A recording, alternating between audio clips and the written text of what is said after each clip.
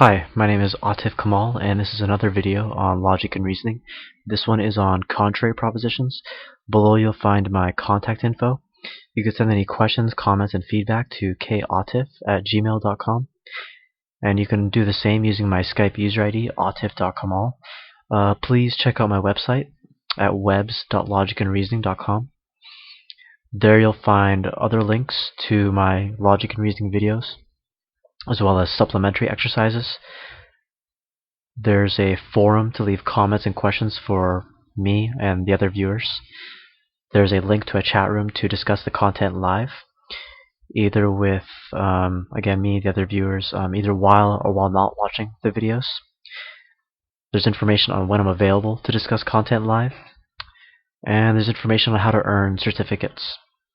Okay, and now I'm going to move on to why it's important to know how to identify and formulate contrary propositions.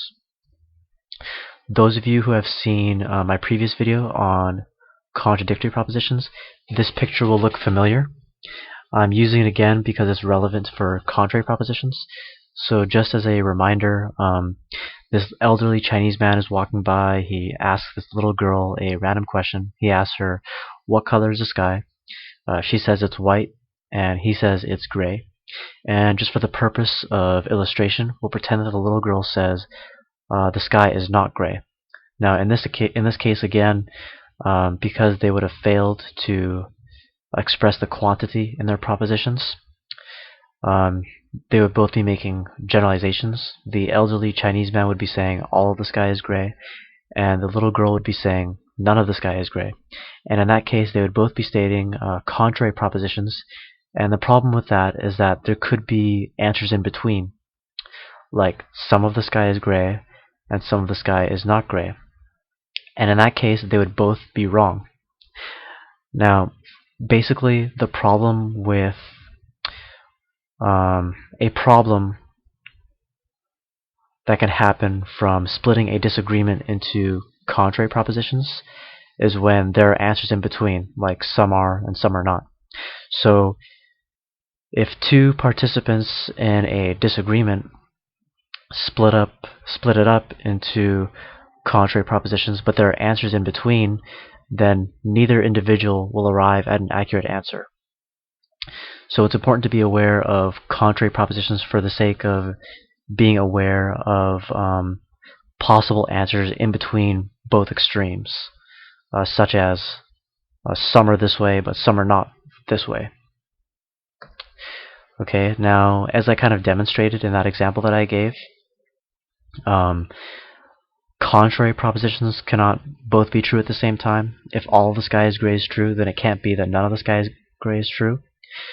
However, if both all the sky is gray and none of the sky is gray is false, then it could be that some of the sky is gray and some of the sky is not gray is true.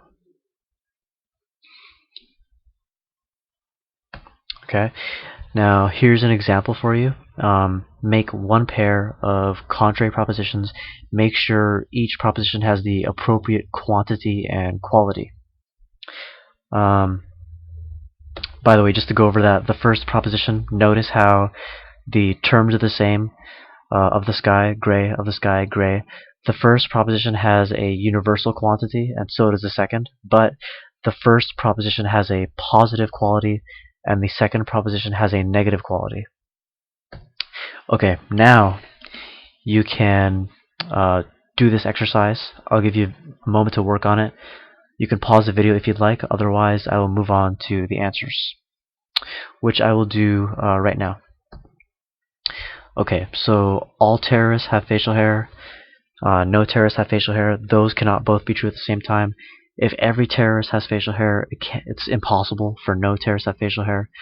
But if there is at least one terrorist which has facial hair and at least one terrorist which does not have facial hair, then both of those contrary propositions would be false.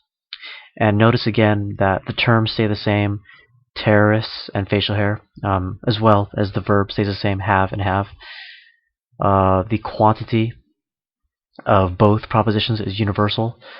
but the first proposition has a positive quality and the second proposition has a negative quality. Okay, now here's an idea for you to get some extended practice. Again, using the suggested practice from proposition components, use those exercises to link contrary propositions, then write contrary above the line you use to link one proposition to the other.